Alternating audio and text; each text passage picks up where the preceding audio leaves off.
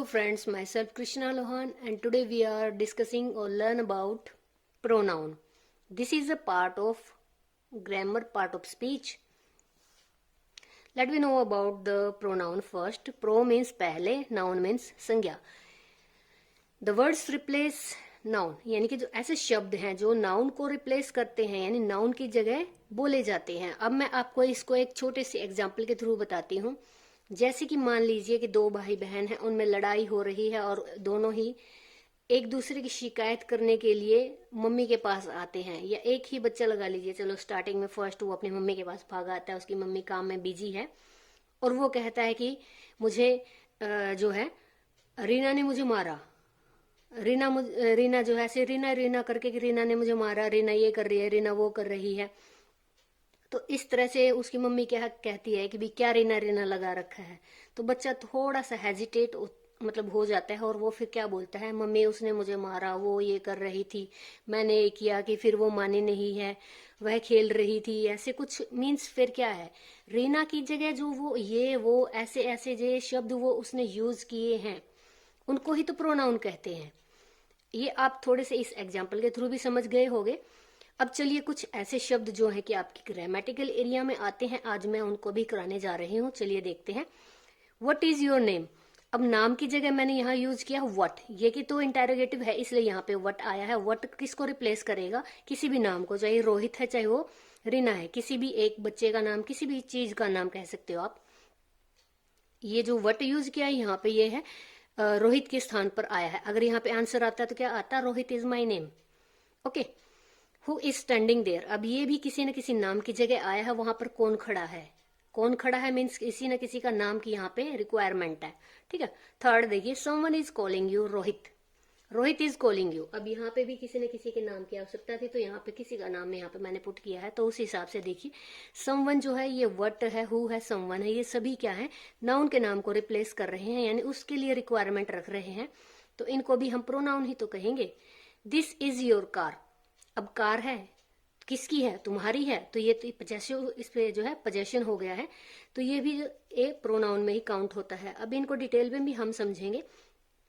फिलहाल जो underline word है आप उनको देखिए, वो प्रोनाउन ही यहाँ पे मेंशन किए गए हैं. She is good girl. अब गुड गर्ल मीन्स क्या है, कोई लड़की है, लड़की का नाम मैंने यहाँ लिखा नहीं है तो उसको मैंने शी के थ्रू बताया है कि कोई लड़की है जो अच्छी है. फिर आगे देखिए, she studies in 7th class और वो 7वीं क्लास में पढ़ती है. शी मीन्स क्या है, किसी लड़की के बारे में बात हो रही है, वो 7वीं क्लास में पढ़ती है तो यहाँ पे मैंने शी लिखा. अगर लड़का होता तो मैं यहाँ पे ही लिखती.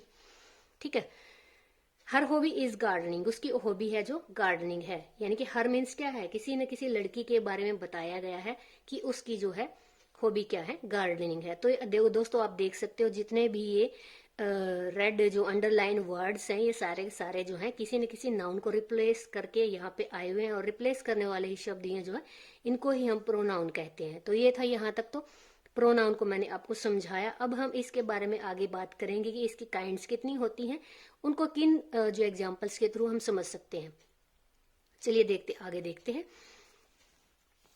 फर्स्ट इसकी जो काइंड है और सबसे इंपॉर्टेंट भी होती है, मेन क्वेश्चन इसी से उठ के आते हैं. Personal pronoun. पर्सनल प्रोनाउन होता है, इसको भी हम 3 पार्ट्स में डिवाइड करेंगे. यानी कि पहला जो बात करता है, दूसरा जिससे बात करता है और तीसरा जो कौन होता है जिसके बारे में बात की जाती है. यानी एक तो जो है बात कहने वाला होता है, फिर एक सुनने वाला होता है. यानी क्या है, यहाँ पे क्या है, जो सेंडर है यहाँ पे रिसीवर है और यहाँ पे जिसके बारे में बात हो रही है थर्ड जो है उसके बारे में बात हो रही है. यानी कि 3 बंदों की जरूरत होती है हमेशा किसी न किसी भी बात के लिए. किसी भी कन्वर्सेशन का जो बेस होता है वो 3 बंदों पर टिका हुआ होता है. एक बोलने वाला होता है स्पीकर, दूसरा जो है रिसीवर सुनने वाला होता है, यानी लिसनर बोल सकते हो आप. स्पीकर, लिसनर, मैं यहाँ पे आपको लिख के बता देती हूँ, आपको याद रहेगा. ये स्पीकर है और ये लिसनर है. यानी कि जो एक बंदा बोल रहा है और दूसरा बोल रहा है और उनके बीच का जो मैटर है, किसके बारे में बोल रहे हैं, वो यहाँ पे है थर्ड पर्सन, यानी किसी भी तीसरे व्यक्ति के बारे में की गई बात. ओके. अब पर्सनल प्रोनाउन होता है, मैंने आपको बताया इसमें 3 जो व्यक्तियों की आवश्यकता होती है. मैं आपसे बात कर रही हूँ, किसके बारे में बात कर रही हूँ, यानी मैं हूँ, आप हो और यहाँ पे थर्ड पर्सन है. ये पर्सनल प्रोनाउन की विशेषता है. अब इसको हम डिटेल में समझेंगे. नॉमिनेटिव प्रोनाउन और सब्जेक्टिव प्रोनाउन केस बोल सकते हो आप इसको। पर्सनल प्रोनाउन का फर्स्ट पार्ट है नॉमिनेटिव और सब्जेक्टिव केस, यानी कि जो भी बोलने वाला है इसमें वही आएगा जिससे बात शुरू होती है। Speaker, I, we, you, they, he, she, it. ठीक है। अब इसमें जो पजेसिव केस का मतलब क्या होता है कि भी इनका किसी न किसी वस्तु, किसी न किसी व्यक्ति पर जो है हक होता है, अधिकार होता है, उसको बोलते हैं पजेसिव केस। अगर इनके थ्रू आ जाता है, जैसे कि I love my car, I love my car, ऐसे दिस इज माइन, यह मेरा है। अगर बोलने वाला स्पीकर इसमें फर्स्ट पर्सन है तो यहाँ पे आई के साथ क्या आएगा, माइन आएगा। वी के साथ क्या आएगा, अवर्स। और वी के साथ अगर यहाँ पजेसिव में जैसे कि वी लव आवर हाउस, ऐसे। ठीक है। फिर है ये तो पजेसिव केस, यानी किसी न किसी चीज पर ये क्या जताएंगे, अधिकार जताएंगे। अधिकार जताने वाले जो शब्द हैं वो पर्सनल प्रोनाउन में पजेसिव केस कहलाते हैं। ठीक है। अब थर्ड है ऑब्जेक्टिव केस। ऑब्जेक्टिव केस में क्या है, आई का क्या आएगा, मी आएगा। वी का क्या आएगा, अस आएगा। You, they, them, he, him और शी, हर। शी के लिए हर यूज होगा, ही के लिए हिम होगा, इट के लिए इट ही होगा। अब ये कैसे यूज होते हैं, इनके एग्जाम्पल्स भी आपको मैं कराऊंगी। चलिए अब इनके एग्जाम्पल्स देख लेते हैं। दिस इज माई पेन, यानी अगर बोलने वाला है जो किसी भी उस पे वस्तु पे अपना अधिकार दिखाता है, पजेशन दिखाता है, तो वो क्या है, यहाँ पे पेन क्या है, नाउन है। पेन नाउन है तो उस पे जो है अधिकार यानी पजेशन दिखाने वाला जो यहाँ पे क्या यूज किया गया है, माई। ठीक है।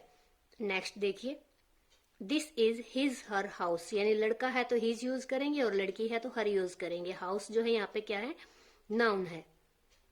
नाउन की विशेषता, या फिर ये बोल सकते हैं नाउन के लिए यूज हो रहे हैं ये हिज और हर। यहाँ पे you are my friend, friend यहाँ पे क्या है, नाउन है। नाउन से पहले यूज कर रखा है माई, मेरा दोस्त। ठीक है। ये भी यहाँ पे माई क्या है, प्रोनाउन। और प्रोनाउन में भी कौन सा है, पर्सनल प्रोनाउन। ये सारे पर्सनल प्रोनाउन के मैंने यहाँ पे एग्जाम्पल डाले हैं। दिस इज आवर स्कूल, ये किसका स्कूल है, स्कूल यहाँ पे क्या है, नाउन। नाउन के लिए यहाँ पे आवर यूज किया गया है, तो ये क्या है, personal pronoun. They are their guest, वे उनके मेहमान हैं। अब मेहमान यहाँ पे संज्ञा हो गई यानी नाउन हो गया, और देयर क्या है यहाँ पे, personal pronoun. This is mine, ये मेरा है। कोई भी वस्तु, उसका नाम नहीं दिया गया, लिख सकते हैं कुछ भी। मेरा है तो यहाँ पे ये भी है personal pronoun. This is hers, यानी यह है उस लड़की का है, कोई भी वस्तु। दिस इज योर क्लास, यह क्लास क्या है, नाउन है। यहाँ पे नाउन के साथ यहाँ पे यूज किया है तुम्हारा, तुम्हारी क्लास है। ठीक है। ये यहाँ तक थे पर्सनल प्रोनाउन मैंने यहाँ डिफाइन किया है। उसमें मैंने यहाँ पे नॉमिनेटिव, यानी कि यहाँ पे ये सारा सब्जेक्ट, ये जितने भी मैंने यहाँ पे यूज किए ये सारे के सारे हैं जो सब्जेक्टिव केस है, यानी सब्जेक्ट होते हैं किसी भी सेंटेंस में। फिर ये हैं उस सेंटेंस में ये पजेशन दिखाते हैं किसी भी वस्तु व्यक्ति के प्रति कि ये चीज मेरी है, अधिकार जताते हैं। ठीक है, पजेसिव केस बोलते हैं इसको। फिर थर्ड मैंने इसमें बताया ऑब्जेक्टिव केस में कौन से वर्ड यूज किए जाते हैं, यानी ऑब्जेक्ट सेंटेंस में कौन कौन बनते हैं, किसके ऑब्जेक्ट बनते हैं, ये भी मैंने आपको यहाँ पे बताया है। यानी अगर ये सब्जेक्ट हो तो ये सारे क्या है, ऑब्जेक्ट है। इसको हम एस लिख सकते हैं, इसको ओ लिख सकते हैं। आप इसको मोस्टली हर सेंटेंस में देख सकते हैं। ठीक है, ये यहाँ तक था पर्सनल प्रोनाउन। सेकंड देखिए दोस्तों, इसका जो है प्रोनाउन का सेकंड पार्ट यानी सेकंड काइंड कौन सी है, इंटेरोगेटिव प्रोनाउन, जिसमें आप मोस्टली देखेंगे कि WH फैमिली मेंबर्स ही इसमें आते हैं नाउन के स्थान पर। यानी जब भी आपको नाउन की रिक्वायरमेंट होगी वहां पर आप WH फैमिली वर्ड्स को यूज करोगे। और सबसे पहले आपको जानना जरूरी है WH फैमिली मेंबर होते कौन से हैं। अगर आपको नहीं पता है तो WH फैमिली मेंबर होते हैं जैसे कि why, what, when, where, who, whom, which, इस तरह ये जो सारे WH फैमिली मेंबर होते हैं और ये यूज होते हैं। इंटेरोगेटिव प्रोनाउन मीन्स ये जो है second part of pronoun. First example is here, the police have found the body, police को जो बॉडी मिली है, पुलिस को बॉडी मिली है। Who passed away last night, यानी कि जो भी व्यक्ति, यहाँ पे हु मैंने यूज कर रखा है यहाँ पे हु, जिसकी बॉडी पुलिस को मिली है वो जो है पिछली रात जो है गुजर गया।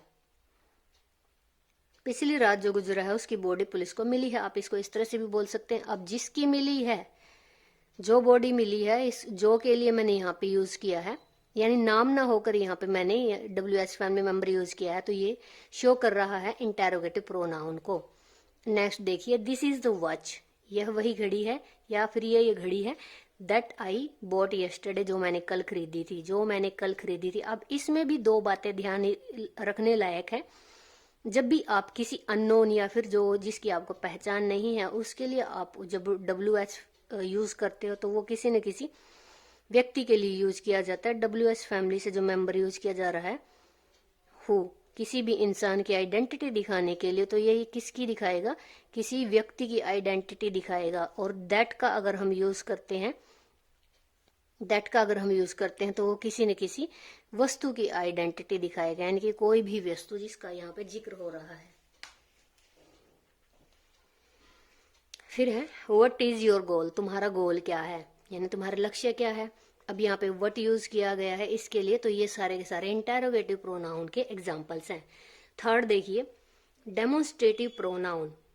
डेमोन्स्ट्रेटिव प्रोनाउन में जो 4 जो वर्ड्स हैं या जो पहचान के 4 जो शब्द यूज किए जाते हैं वो है this, that, these, those. This, that, these, those 4 हैं। अब चारों की पहचान क्या है, ये इस साइड वाले सिंगुलर है, इस साइड वाले ये क्या है, प्लूरल है। अब ये एक की क्वांटिटी को दिखाते हैं और ये एक से ज्यादा की क्वांटिटी को दिखाते हैं, यानी कि ये सिंगुलर है और ये प्लूरल है।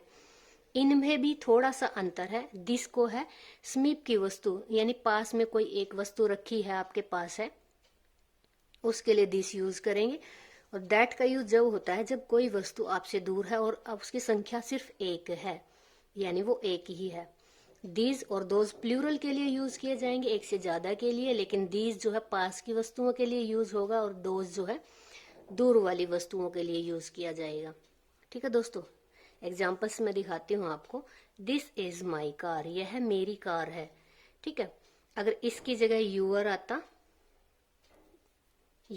तो आप इसमें क्या लगाते, दैट लगा देते, जैसे मैंने नीचे लगाया हुआ है। अब जो तुम्हारे पास है, तुम्हारा पोजेशन है, उसके ऊपर तो दिस लगाएंगे, और अगर जो दूर है तो उसमें क्या लगाएंगे, दैट लगाएंगे एक चीज के लिए। अब प्लूरल के लिए हम यूज करते हैं दीज और दोज। पास वाली एक से ज्यादा वस्तुओं के लिए हम यूज करते हैं these. The customers wanted these dolls, customers को ये जो गुड़िया है वो चाहिए थी। ठीक है, गुड़िया चाहिए थी, तो डॉल्स के साथ यहाँ में हमने दीज लगाया। इनमें एक और पहचान मैं आपको बताती हूँ, दिस दैट जहां भी यूज होते हैं वहां पे आपका जो नाउन है वो सिंगुलर होगा, इसलिए दिस दैट का यूज किया जाएगा। इनके पीछे एस लगा हो तो दीज दोज लिखेंगे। अगर नाउन के सिंगुलर है, क्वांटिटी एक एक है, तो वहां पे दिस और दैट का यूज होंगे। जैसे यहाँ पे डॉल्स है, एक से ज्यादा है, तो हम इसमें क्या लगा रहे हैं, दीज। ठीक है, और those boys are players of football, यहाँ पे दोज हमने यूज किया है, क्यों, क्योंकि यहाँ पे बॉयज जो है प्लूरल है, इसलिए इस वजह से हमने यहाँ पे दोज लगाया है। ठीक है, नेक्स्ट देखिए, रिलेटिव प्रोनाउन। रिलेटिव प्रोनाउन का मतलब क्या होता है, ये दो फ्रेजेस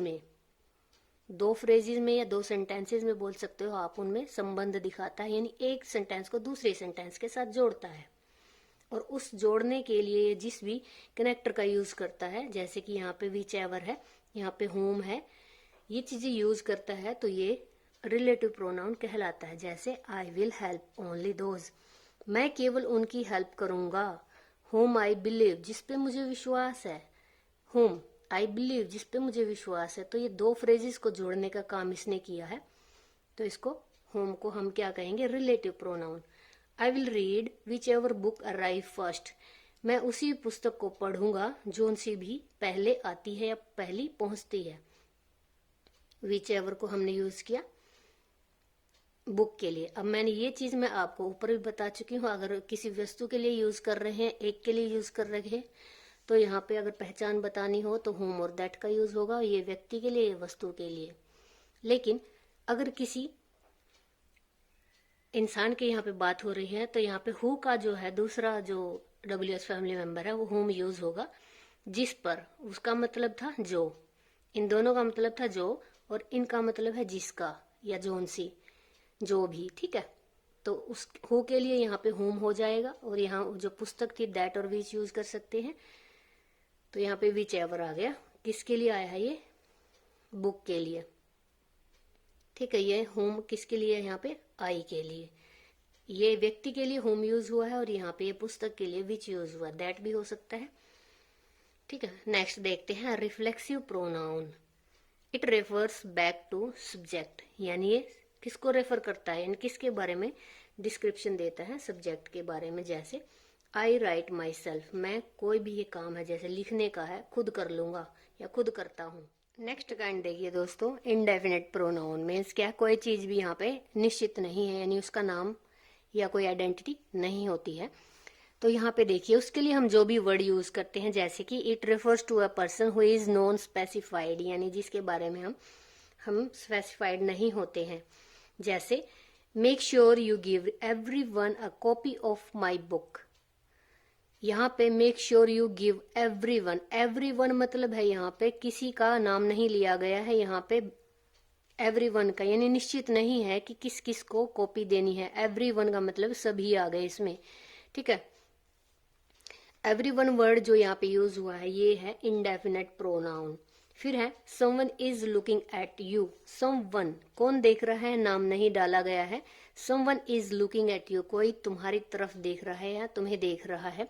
तो ये जो समवन वर्ड यहाँ पे यूज किया गया है, समवन, एनीबडी, समबडी, नन है, या फिर एवरीबडी है, ईच है, इस तरह के जो शब्द हैं ये यूज किए जाते हैं इनडेफिनेट प्रोनाउन में, ठीक है दोस्तों। ये पूरा चैप्टर आपका प्रोनाउन का था आज, और आपको समझ आया होगा।